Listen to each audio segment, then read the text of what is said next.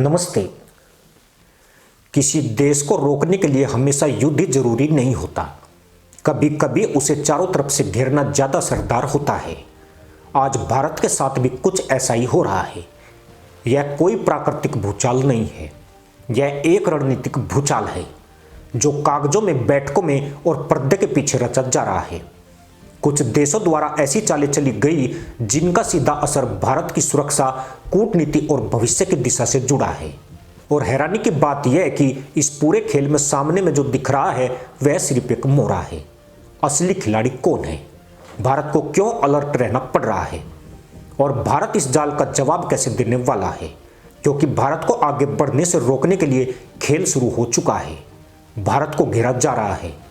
पाकिस्तान का इस्तेमाल करके बांग्लादेश में अराजकता फैलाकर, भारत के दोस्तों में भारत विरोधी हवा को बहाकर और उसी अमेरिका में लॉबिंग का खेल खेलकर जो हाल के सालों में भारत के करीब आता जा रहा था। दोस्तों, वीडियो पूरा देखिएगा क्योंकि यह सिर्फ खबर नहीं बल्कि उस रणनीति का विश्लेषण है जो आपकी सोच का एंगल बदल देगा। जो लोग बात बात में भारत को युद्ध की सलाह देते हैं, आज उन्हें सोच बदलनी पड़ सकती है। आज का वीडियो साबित कर देगा कि क्या हम भी भारत के दुश्मनों की तरह सोचने लगे हैं। जब कोई व्यक्ति आगे बढ़ता है तो उसे रोकने के लिए विरोध खड़ा होता है, लेकिन जब कोई देश आगे बढ़ता है तो विरोध सिर्फ एक नहीं, कई दिशाओं से आता है। आज भारत उसी दौर से गुजर रहा है। 21वीं सदी के पहले 15 वर्षों में भारत ने जिस गति से आर्थिक, तकनीकी और कूटनीतिक प्रगति की है, उसने वैश्विक शक्ति संतुलन को हिलाकर रख दिया है। IMF के अनुसार भारत आज दुनिया की चौथी सबसे बड़ी अर्थव्यवस्था है और 2027-28 तक तीसरी सबसे बड़ी अर्थव्यवस्था बनने की दिशा में बढ़ रहा है। वर्ल्ड बैंक का अनुमान है कि आने वाले वर्षों में वैश्विक विकास दर में भारत का योगदान किसी भी अन्य देश से अधिक होगा। यह तेजी कुछ देशों के लिए अवसर है तो कुछ के लिए असहजता। चीन के लिए भारत का उभार एशिया में उसकी एक तरफा पकड़ के लिए चुनौती है। तुर्की के लिए भारत का वैश्विक कद उस महत्वाकांक्षा के रास्ते में रुकावट है जिसमें वह खुद को इस्लामिक दुनिया का नेतृत्व करता मानता है। खाड़ी क्षेत्र के कुछ देशों के लिए भारत का आत्मनिर्भर होना उस पुराने ढांचे को तोड़ता है जहां ऊर्जा और धन के सारे प्रभाव कायम किया जाता था। और इन सब के बीच एक देश ऐसा है जो इन बड़ी शक्तियों की रणनीतियों में सबसे आसानी से फिट हो जाता है, पाकिस्तान। पाकिस्तान की वास्तविकता आज किसी से छिपी नहीं है। 2024-25 में उसकी जीडीपी लगभग 340 अरब डॉलर के आसपास सिमटी हुई है, जबकि भारत 4 ट्रिलियन डॉलर से ऊपर की ओर जा रहा है। पाकिस्तान का विदेशी कर्ज 130 अरब डॉलर से अधिक है और उसका विदेशी मुद्रा भंडार कई बार सिर्फ कुछ हफ्तों के आयात के बराबर रह गया है। IMF के कार्यक्रम बार बार इसलिए आते हैं क्योंकि संरचनात्मक सुधार कभी पूरे नहीं किए जाते। यह एक ऐसा देश है जिसकी राजनीतिक स्थिरता सैन्य और आर्थिक दबाव के बीच लगातार डगमगाती रहती है। यही कारण है कि भारत के सामने पाकिस्तान अपने आप में कोई निर्णायक चुनौती नहीं बन पाता।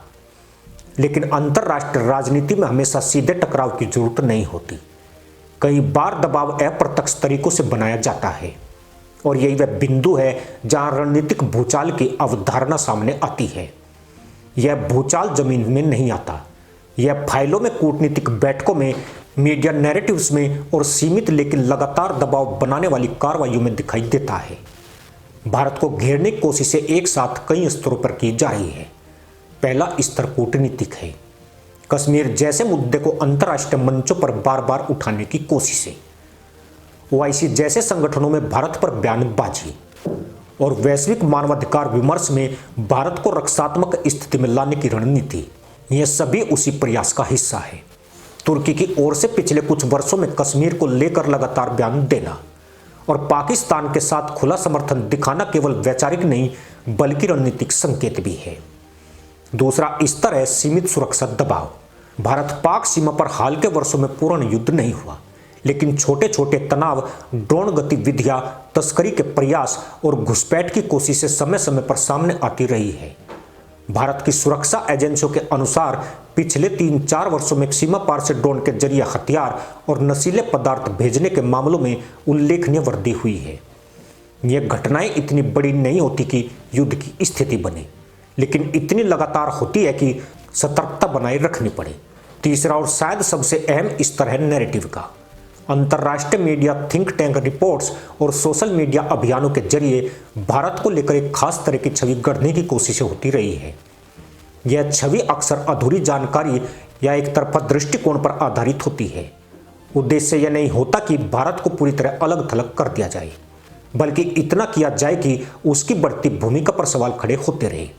इस पूरे परिदृश्य में पाकिस्तान एक उपकरण की तरह इस्तेमाल होता दिखाई देता है। उसकी अपनी नीतियां अक्सर घरेलू मजबूरियों से संचालित होती है, लेकिन अंतर्राष्ट्रीय मंचों पर वह उन्हीं मुद्दों को आगे बढ़ाता है जिनसे कुछ अन्य देशों के हित जुड़े होते हैं। यही कारण है कि पाकिस्तान की आवाज कई बार उसकी वास्तविक क्षमता से कहीं अधिक तेज सुनाई देती है। भारत इस स्थिति को समझता है। यही वजह है कि भारत की प्रतिक्रिया भावनात्मक नहीं बल्कि रणनीतिक होती है। भारत न तो हर बयान का जवाब युद्ध की भाषा में देता है और न ही हर उकसावे पर तत्काल प्रतिक्रिया करता है। इसका कारण स्पष्ट है। भारत का लक्ष्य अल्पकालिक टकराव नहीं बल्कि दीर्घकालिक विकास है। भारत की नज़र उन सीढ़ियों पर है जिन पर चढ़कर वह वैश्विक आपूर्ति श्रृंखला, तकनीकी नेतृत्व और कूटनीतिक संतुलन में स्थायी स्थान बनाना चाहता है। भारत को लेकर जो रणनीतिक घेराबंदी की चर्चा होती है वह सिर्फ सीमाओं तक सीमित नहीं है। यह आर्थिक, राजनीतिक और सूचना के क्षेत्र में भी दिखाई देती है। बांग्लादेश इसका एक अहम उदाहरण है। भारत ने पिछले एक दशक में बांग्लादेश के साथ व्यापार, कनेक्टिविटी और ऊर्जा के क्षेत्र में बड़े निवेश किए हैं। दोनों देशों के बीच व्यापार $15 अरब के करीब पहुंच चुका है, लेकिन इसके बावजूद वहां समय समय पर भारत विरोधी भावनाओं को हवा देने की कोशिशें सामने आ रही है। राजनीतिक अस्थिरता, अफवाहें और बाहरी प्रभाव, ये सभी उस बड़े खेल के छोटे छोटे हिस्से लगते हैं। इसी तरह हिंद महासागर क्षेत्र में मालदीव और श्रीलंका जैसे देशों में भी भारत की भूमिका को लेकर अलग अलग तरह के विमर्श खड़े किए गए। ये घटनाएं अलग अलग दिख सकती है, लेकिन रणनीतिक दृष्टि से देखने पर इनमें एक पैटर्न दिखाई देता है। उद्देश्य भारत को सीधे चुनौती देना नहीं बल्कि उसके पड़ोस में अनिश्चितता बनाए रखना है। अमेरिका का संदर्भ इस पूरे समीकरण में बेहद महत्वपूर्ण है। पिछले कुछ वर्षों में भारत अमेरिका संबंधों में अभूतपूर्व मजबूती आई है। रक्षा समझौते, सेमीकंडक्टर सहयोग, तकनीकी निवेश और इंडो पैसिफिक रणनीति में भारत की भूमिका, ये सभी संकेत देते हैं कि अमेरिका भारत को एक प्रमुख साझेदार मानता है। लेकिन अमेरिका की नीति हमेशा बहुस्तरीय रही है। वहाँ नीति निर्माण सिर्फ सरकार तक सीमित नहीं होता, बल्कि लॉबिंग समूहों, थिंक टैंकों और मीडिया का भी प्रभाव होता है। यहीं पर नैरेटिव वॉर की भूमिका और बढ़ जाती है। भारत को लेकर अलग अलग रिपोर्ट्स, सुनवाई और चर्चाएं उसी वातावरण का हिस्सा होती है।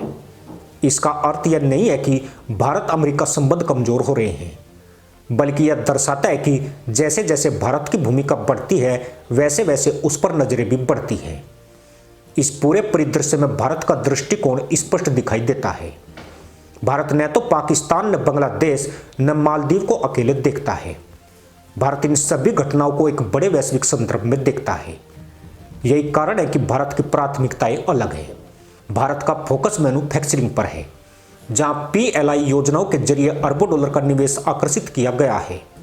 भारत का फोकस डिजिटल इंफ्रास्ट्रक्चर पर है, जहां UPI जैसी प्रणालियां दुनिया के लिए मॉडल बन चुकी है। भारत का फोकस रक्षा उत्पादन पर है, जहां आयात पर निर्भरता धीरे धीरे कम हो रही है। जब कोई देश इतनी तेजी से आगे बढ़ता है तो उसके रास्ते में बाधाएं आना स्वाभाविक है। फर्क सिर्फ इतना है कि भारत इन बाधाओं को युद्ध का निमंत्रण नहीं मानता, बल्कि सतर्कता का संकेत मानता है। यही वजह है कि भारत अलर्ट रहता है, लेकिन उकसावे में नहीं आता। भारत जानता है कि कुछ ताकतें उसे ऐसे संघर्षों में उलझाना चाहती है जहां उसका समय, ऊर्जा और संसाधन बट जाए। और अंत में यही सवाल सबसे अहम है, क्या भारत इन सब से विचलित होगा? अब तक के संकेत यही कहते हैं कि भारत ने तय कर लिया है कि वह अल्पकालिक शोर से नहीं, दीर्घकालिक लक्ष्य से संचालित होगा। यही कारण है कि भारत की नज़र 21वीं सदी की उन सीढ़ियों पर है जिन पर वह लगातार चढ़ता जा रहा है, और यही चढ़ाई कुछ लोगों को सबसे ज़्यादा बेचैन कर रही है। इसी के साथ अनुमति दोस्तों, जय हिंद, वंदे मातरम।